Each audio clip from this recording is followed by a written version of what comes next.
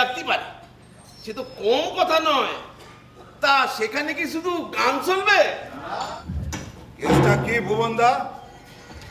শুনলাম নতুন industry open হয়েছে, আর আমার অফিসে একটু প্রেসার পৌঁছলো না। ইন্ডাস্ট্রি কোথায়? এ তো কালচার, বরং বলো কালচার ওপেন করেছে।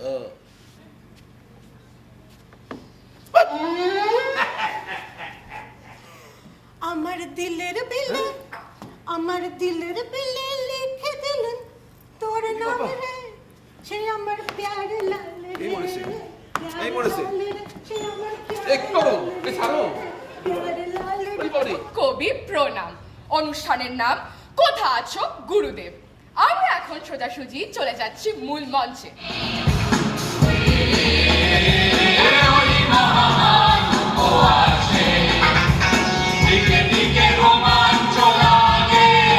প্রথমেই তাকে জিজ্ঞাসা করে নেব, এই নতুন ভাবনা আপনার কেমন লাগছে গোকুল বাবু?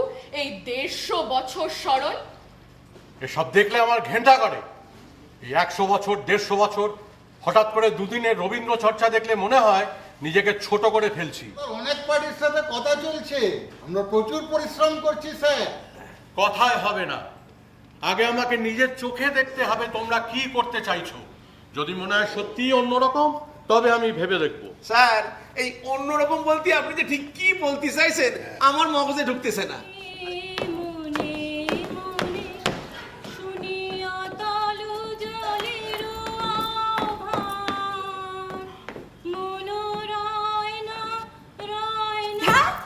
হয় নাকি এভাবে গানের সাথে আমি নাচতে পারবো না। যে এইবার আধুনিক এবং সনাতনী দুটোকে পাইল করে এটা আধুনিক নয়, বিচ্ছু। বেশি পারবে না বলে দিচ্ছি। তাহলে আমার সাথে একবার কথা বলেন।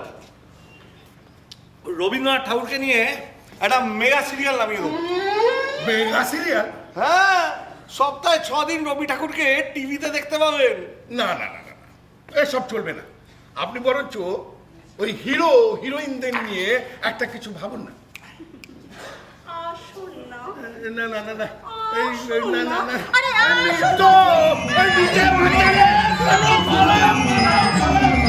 আঠুরে শত সার দিয়েও না সেখানে কোনো ফসল হতো না। তারই মাঝে বুঝলে আমি আর মা ভালোই ছিলাম। মা আমাকে ওই সঞ্চয়িতা থেকে কবিতা পড়ে শোনাতেন। দেখবে মনটা আবার শিশুদের মতো সহজ সরল হয়ে গেছে। গাও না, আনন্দ লোকে মঙ্গলা লোকে।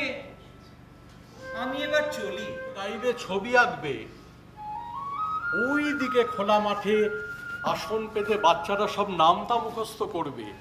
মাথার উপর দিয়ে উড়ে যাবে টিয়া ছাতার শালিক পাখি।